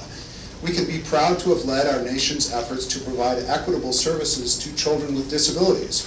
With that 1976 law came a promise from the legislature and governor. This would not be another unfunded mandate. Unfortunately, it has become exactly that. This year, the School District of Thorpe will transfer over $500,000 from other accounts to provide legally mandated services for children with disabilities. Special education services are identified through careful evaluation and deliberation. Services are identified by needs under the law, not by funding or reimbursement rates. A recent Supreme Court case called Andrew F. actually raised the bar for required special education services. So at a time when reimbursement rates are at their lowest ever, the expenses associated with special education are going up. The next issue has to do with the question of whether there will be additional spending and effort put forth for children with disabilities if you provide additional funding. The answer is no, and it should be no. Spending in special education is determined by the child's needs. In fact, the only way you would begin to see additional spending in special education is if you begin to reimburse districts more than 100% of the costs. Until the additional funding I hope you do provide will go to directly improving other programs like gifted education, literacy programs, mental health services, and other priorities we share with you. There has been a proposal to provide funding directly to general education rather than filtering it through special education. That's a bad idea. Regular education funding does not follow kids with disabilities. Further, 2/3 of schools don't have high-needs, high-cost kids with disabilities. So for that reason, please funnel the money through special education where it should be. Help us do the right thing for the rest of our students. Thank you. Thank you. Good morning. Good morning. I'm Dr. Joan Hamlin, and I am the Program Director for the Eau Claire Family Medicine Residency Program. And I am here to ask the Finance Committee to consider MCW's request for additional increase in spending for the Family Medicine Training Program. The Eau Claire Family Medicine Program began in 1974 when 3 local physicians faced dire physician shortage and realized that there was a gold mine rich for training learners. They reached out to UW-Madison and added the second Family Medicine Residency Training Program in our state. Over the past 45 years, we have trained the majority of family physicians in northwestern Wisconsin. Unfortunately, it is not enough. This July, there were over 167 family physician positions that were unfilled. The rural areas are affected most. 23% of our citizens in the state of Wisconsin are defined as living in rural areas, and yet only 11% of physicians practice in rural Wisconsin. Washburn and Rusk County have no obstetrical providers. For them, the situation is worse than it was back in the 1950s. But this meeting today is not about the present, it is really about Wisconsin's future. The Wisconsin Council of Medical Education and Workforce predict that 40% of current family doctors will be retired by 2035. I hope to be one of them. There will need to have 745 additional family physicians by that time. Medical education is expensive. MCW's proposal before us will be a first step in filling this growing need. But as you know, politics is personal, and I would like to have Dr. Charles Steinmetz, one of the new recruits, tell you about the importance of family medicine at Eau Claire Family Medicine Program. Thank you. Good afternoon. I'm Dr. Charles Steinmetz. I am currently a second-year family medicine resident at the Eau Claire Family Medicine Residency. I grew up here in River Falls. I'm a class of River Falls High School, class of 2009. My mother was my high school chemistry teacher, and my dad is a local family physician. He's been practicing here for over 20 years. I got my undergraduate education at UW-Madison. I moved to Missouri to get my medical degree, and I returned to western Wisconsin in order to get my graduate medical education. Really, returning to Western Wisconsin for me was not a difficult decision. Our residency program has served Western Wisconsin for over 40 years. In fact, my uncle is also a graduate of our program.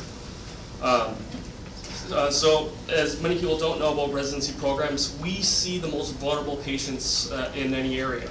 We see a lot of Medicaid, we see a lot of uninsured, and we see a lot of people who, even if they have insurance, can't afford many of their medications. In our care, we see a whole spectrum of everything. We see, we get additional training in inpatient care or in the hospital, outpatient care or in the clinic. We see little babies when they're first born, and we also take care of the elderly during their final moments. So we have a large amount of recruitment that we do for our program. We see a lot of people not only from the Midwest in our program, but we see physicians or new to be young physicians all over from the United States. In our current class, we have one from California, another one from Arizona. We actually have a couple Canadians as well. But for us, we really need to make sure that we continue having our funding for our program be excellent.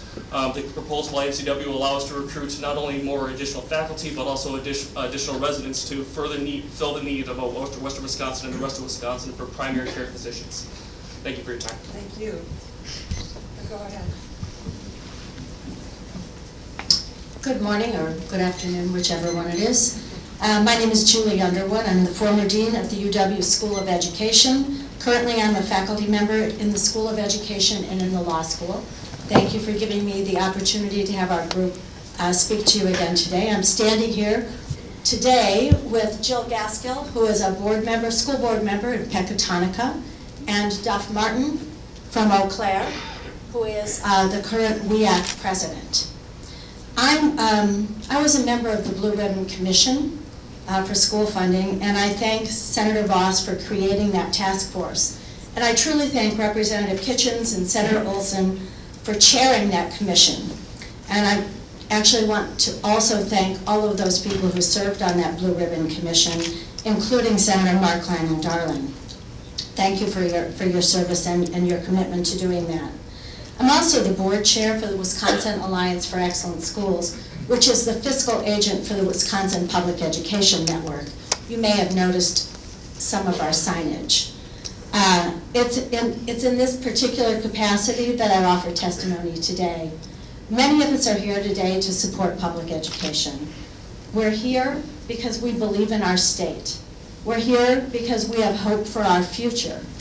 We're here because we believe in democracy and think that these conversations about public values and public spending should be held in public. During the Joint Finance Committee process and in the Blue Ribbon hearings, there was abundant testimony urging an increase in funding for public education from a variety of perspectives. There's been testimony from parents, students, grandparents, community leaders, school board members, administrators, former teachers, current teachers, on and on. We've heard from communities which are urban, suburban, and rural. We've heard from wealthy and poor communities. We've heard from communities all across our state, in every direction. Each individual has had his or her own voice and perspective and particular passion, but on one thing, we've all agreed. We need to restore funding for public education in this state. We know that the governor's been listening, because his budget steps up to the real challenges that our schools are facing. We know the Blue Ribbon Commission was listening because their report highlights areas where we need substantial changes to address the jobs schools are asked to do today. I'm very hopeful that in this particular budget, we'll restore at least the $1.6 billion cut suffered by public education over the last decade. I'm hopeful because it appears there's bipartisan support for many of the proposals in the Blue Ribbon Commission report and in the governor's budget. You can see the areas of agreement as they overlap in our Venn diagram. All of these are areas of agreement between the governor's budget and the Blue Ribbon Commission. This is not a partisan call to action. This is a Wisconsin call to action. In the interest of time, I'll highlight only 4 of the areas of agreement. although there are many more. The first one is to increase special education funding. The level of state funding has been frozen for a decade. A 60% reimbursement rate for special education would positively impact every single school district in the state. Currently, local districts strip funds out of their regular education budget, as you just heard testimony about, to provide the federal and state mandated services for special education. Because the state is not doing its share, local boards, local districts, local communities have had to step in to fill this $1 billion, 5 minutes, don't I have 5 minutes? $1 billion gap. Every dollar we spend in special education releases a dollar for regular education. Please provide additional support for English language learners. We're the last in the nation in terms of this financial support. A national expert told the Blue Ribbon Commission this was just pitiful. And I don't want to do a pitiful job for Wisconsin's children. Provide mental health services both in schools and in our communities. Fourth, please provide a regular and predictable increase to the revenue limit. This spending limit, which is statutorily imposed, is not realistic. We've had lots of referenda that have increased our spending limits, but actually increasing the spending by referenda is not sustainable, it's not equitable, and it's inefficient.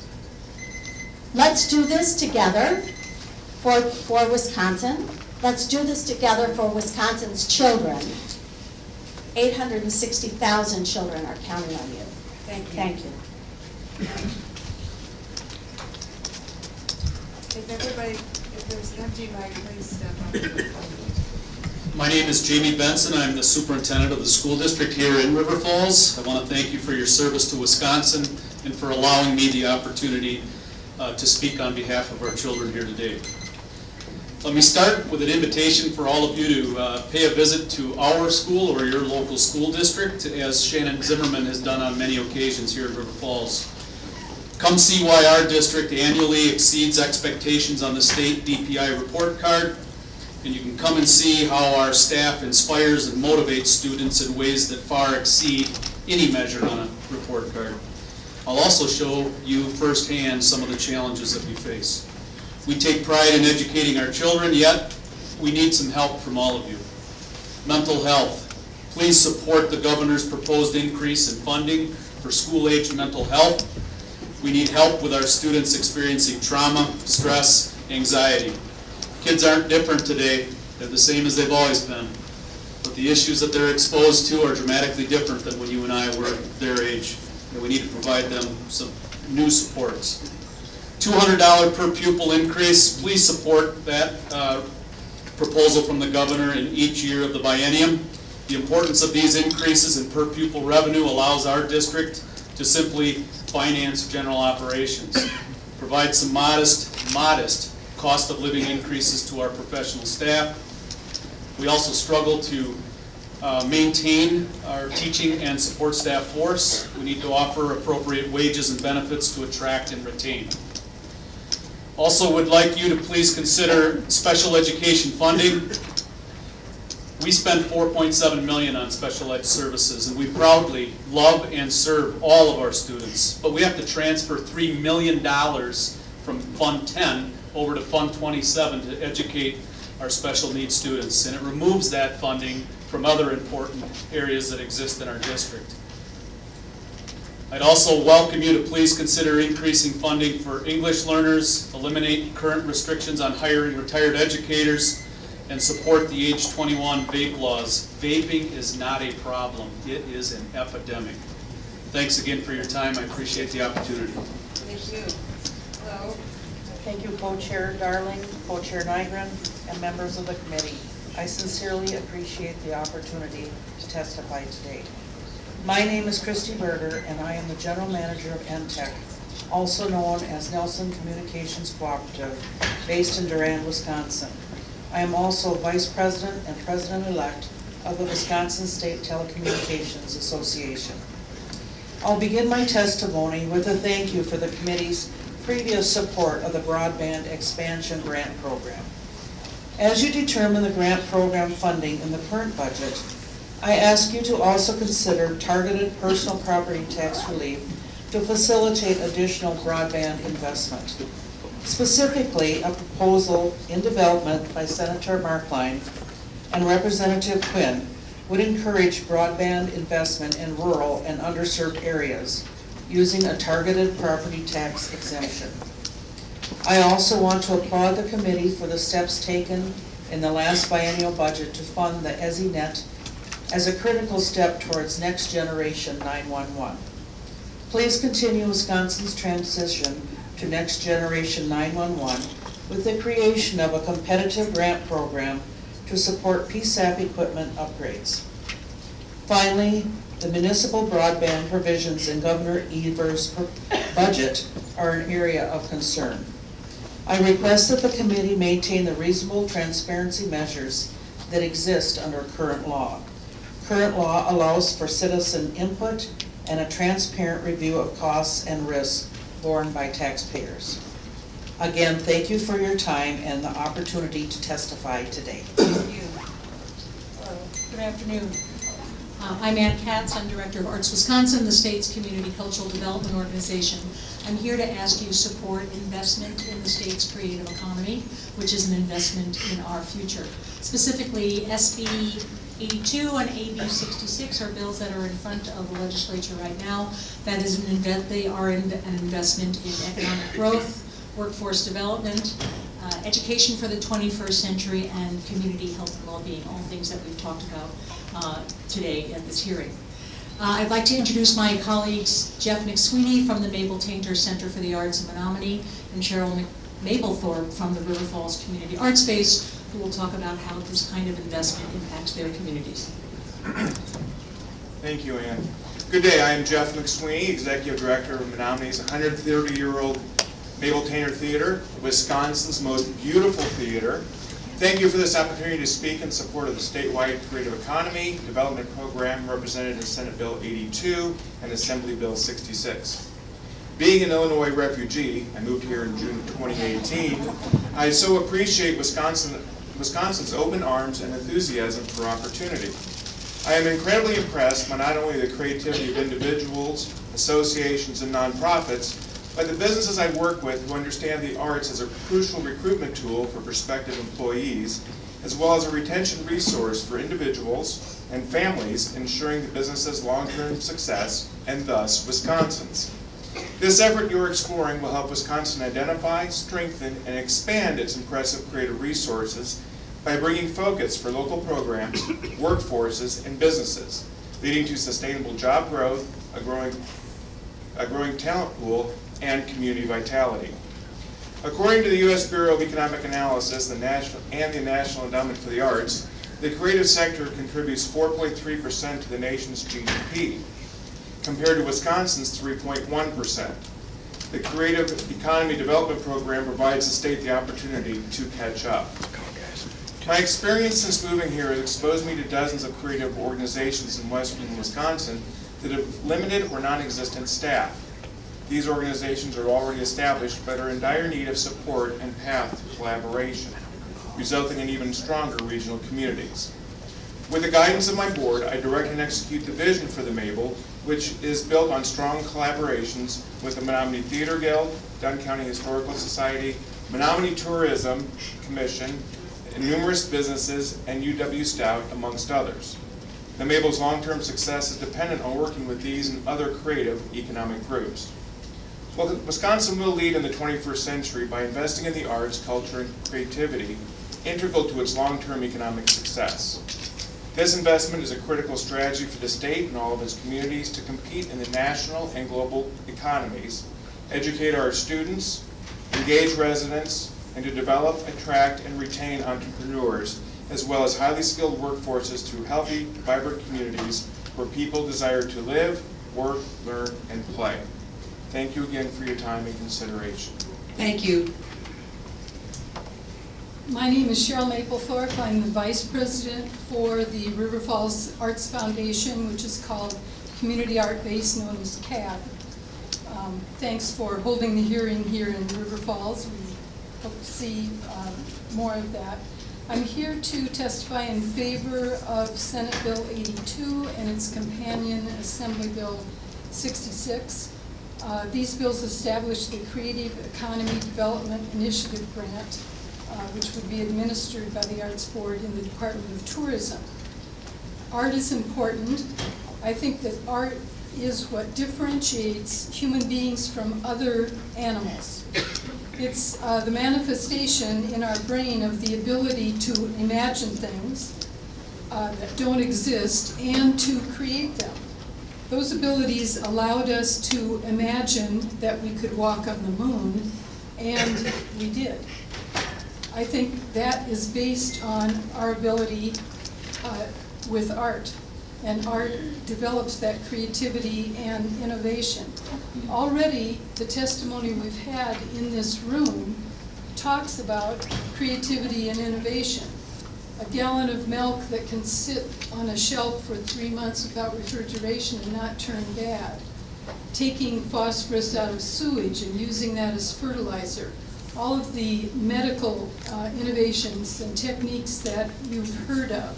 All of that is based on human creativity, which, as far as I'm concerned, is based on art.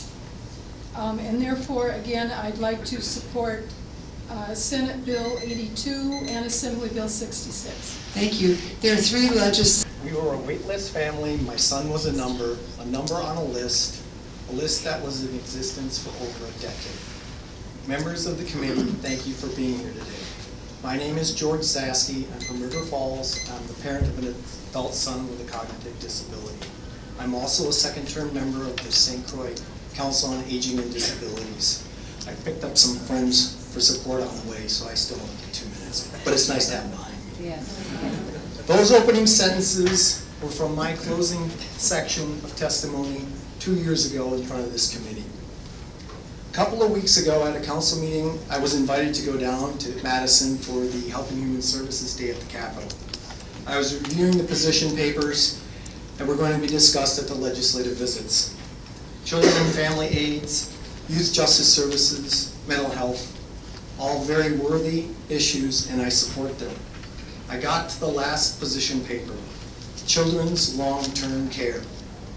A bit deflated, I read it. In the last paragraph, it stated as of July 2018, there were 2,054 children on the waiting list for services. I spent every one of those visits on April 2nd, sharing my family's story of disappointment, anxiety, and frustration over lost opportunities and the possibility of a diminished life for my son while he sat on a waiting list. 2 years ago, I asked you to keep $39 million in the governor's budget to end the waiting list. I don't expect you to remember me or my testimony. That would be unrealistic and not fair. You have thousands of constituents. But I do remember as a parent of a child who sat on that waiting list how disheartening it can feel when you think that your child has missed something valuable and life-changing because he was just a number on a list in a file. So once again, I ask you, please increase the funding some $35 million to eliminate the waiting list for the child's long-term care support services. As I stated 2 years ago, don't have another family in my community, in your community, go through what my family did and what families are going through today, some 2,054. Thank you. very much. My name is Tony Rippert. Our family owns the Team Oil Travel Center in Spring Valley, Wisconsin. We are an independent, family-owned business and a member of Wisconsin Petroleum Marketers Convenience Stores Association. The vast majority of the 500 members are independent and family-owned companies. Our industry employs over 50,000 people and operate over 3,000 stations and stores in Wisconsin. We agree that strengthening our transportation system is good for everyone, but we believe there is a better way than what the governor has proposed. My first point is consumers and business owners deserve the truth about the policy that could have serious consequences in their life. Misleading the public into believing they would actually save by weakening the Unfair Sales Act is just wrong. The Legislative Bureau and DOT Secretary Thompson acknowledged there would be no savings for customers by eliminating the Unfair Sales Act, or the minimum markup is more familiar name. According to the latest Marquette Law poll, 57% oppose the governor's proposal. In the past and currently, our members have voiced support for a reasonable gas tax increase that isn't tied to any other policy changes to support ongoing road projects. This proposal, in its present form, will not save customers any money and will harm mom and pop businesses from predatory pricing by huge corporations. And it is jeopardizing the emergency refined fuel storage of the state of Wisconsin. We believe repealing the Unfair Sales Act does not belong in the budget. Thank you for your opportunity to speak to you today.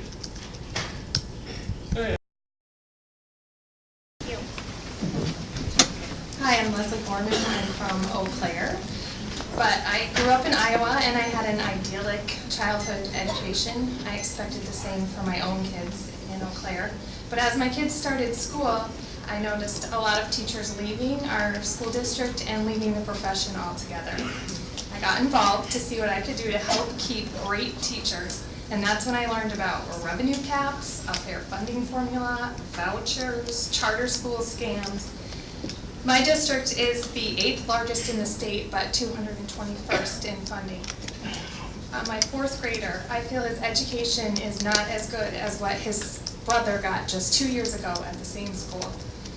You have a great opportunity to change the course of public education in Wisconsin, and I am asking you to please support Governor Evers' plan to increase funding for public schools. Thank you. Thank you. Good afternoon. I am Ann Haywood from Eau Claire, and I thank you for this opportunity to advocate for steps to fight climate change in Wisconsin. I grew up in Hudson, lucky to have a good home, a good education, eventually a degree from UW-Madison, and later a 33-year teaching career in Eau Claire. I enjoyed many days boating and fishing on the beautiful St. Croix River. Our family was mostly healthy, except that my father had asthma. And I remember with delight watching him suddenly able to climb mountains, literally, the Rockies, on a summer vacation after escaping the sweltering heat of Wisconsin in August. I was so lucky, so blessed. I was so oblivious of global warming because it has actually bloomed in just the last 30 years of our lives. Now I know my children and grandchildren face something far different than I had. Without a full range of strategies, climate change will cascade around us with direct crises specific to Wisconsin. Heat waves, floods, storms, and wildfires, and related killers such as water and air pollution, drought, diminishing crop yields, invasive species, spreading diseases, hunger, rising climate, mental illness. We all share these multiplying threats. Therefore, I ask you, please to support Governor Evers' goal to have 100% carbon-free electric generation by 2025. Please fund the Office of Sustainability and Clean Energy and a new Bureau of Science. Please support the increase in grant funding to counties for conservation, staffing, and activities. Please fund staffing for the State Treasurer's Office, which will invest in renewables. Please accept funds, federal funds, to expand Badger Care to address growing health concerns aggravated by climate change. Please consider fighting climate change and its interlocked challenges as a top priority. Thank you. Thank you. Welcome. Hi, I am Chris Hambach-Boyle. I will attend my last school board meeting as a commissioner tonight. It will culminate 42 years as an educator, the last 6 also as an Eau Claire School District school board member. Over half of my professional teaching career has been under revenue caps and a broken funding system. I do not remember a time that we didn't talk about cutting our budget. Initially, cuts were made farthest away from children. Eventually, cuts basically forced educators to do more with less. Now it always seems to be put on their shoulders. We decide between two things we have to have. I started to call them non-choices. I've been looking up and reading many of the testimonials that you've had as a Joint Finance Committee. And so I just want to bring Eau Claire's story on the idea of what the special ed funding would do for us. We are all supporting the recommendations of the Blue Ribbon Commission, and I'm here today to tell you about the Eau Claire School District and hope in my heart that you will put it in the budget. In our board budget development meeting last week, we continued to build our upcoming budget with the knowledge that we would need to continue to make cuts. We start to look at all of our needs first. It's a long list, and I have it in my written testimony. Last year, this garnered a deficit grand total of approximately $7 million. Then the district leadership team and staff go back and cut until the deficit is manageable. Deficit manageable. This year, our fund balance could be the lowest it has ever been to plug the deficit, possibly impacting our credit rating. This past year, we were forced, because of mandated services, to take $2 million from general to put in special education. The fiscal imbalance continues. Please vote to fix this imbalance. The impact of the 60% increase in special education reimbursement would be $6.3 million increase. Compare that to the $7 million. Maybe as a district, we could finally start to breathe. I thank you, the chairs, and the members of the Joint Finance Committee greatly for your time, and please help us. Thank you. Hi, good morning. Thank you for coming to northern Wisconsin to listen to your citizens. My name is Christina Kintop. I am a chiropractor and a board member from Superior, Wisconsin. So I had to travel 3 hours south to get to your northern district. Some of you may recognize me, as this is the 5th time I've testified in front of you. Little did I know that 22 years ago, when I walked into my first PTA meeting, I would be standing in front of you 5 different times, asking and pleading for you to support public education. I first came to testify with the Wisconsin Alliance for Excellent Schools when my gifted and talented child actually skipped 1st grade, and there was absolutely 0 funding for her. The good news is, if you do have the gifted and talented, even though you want to kill them, they do turn out. She is graduating from law school this year. She's doing great. I'm here again as a board member to once again plead with you to fund public education. I was here 2 years ago, and I take great pride in the fact that I actually did get an applause from the audience, because I ended it with, I do have a dream and I have hopes. And now, for the first time in 20 years, I feel like we are right there. So what does this mean for the city of Superior? I am here, by the way, if you haven't guessed, to support Governor Evers' budget. Superior alone, our special education funding, we have to pull $5.9 million out of our general fund to fully fund public education. $5.9 million are pulled out from general education, so we have to make big cuts to cover for that. Mental health alone this year, the risk of our young kids from kindergarten on we're seeing has increased by 5-fold. Now, what does that mean for Superior? We don't have mental health facilities that we can access, even though there are several across the bridge in Duluth. They won't take us because the reimbursement rates aren't there. So the expansion of the Medicaid is very important for us here in Superior. We have to ship our kids to Siren every day for day treatment. That's an hour plus drive. So thank you. On behalf of myself and my family and the Autism Support Group of St. Croix Valley, I want to thank the Joint Finance Committee for hosting a budget meeting in western Wisconsin, allowing me the opportunity to ask the committee to lend their support to Governor Tony Evers' budget increase, the increased funds of special education. Anything less than 60% of the education reimbursement rate increase is not going to address the serious problems we face. My name is Peg Scott, and I'm the grandmother to 6 grandchildren, 2 on the autism spectrum. I've had the privilege of observing a junior high special education classroom. My husband is a special education aide in the junior high. My daughter is a special education aide in the elementary school. I have another daughter who is early education teacher. Our family has seen and experienced the critical lack of resources and funding for our loved ones and students. We have seen teachers and special education aides struggle because of the inadequate training, staff, and equipment for their students. Autism is the fastest growing disorder since 2008, and yet there has not been any increase to special education. Statistics show the costs far exceed what it would be spent through Governor Evers' budget increase when our loved ones age out of school at 21 through end of life. Statistics also show that early intervention along with education and the right resources greatly improves the chances of our loved ones being a viable part of our community. They are able to hold jobs, they are able to live independently, pay taxes, drive, etc. So I ask, why would we not provide the funds needed at the early school age to help ensure the greater success of a long and independent life? Thank you. Thank you.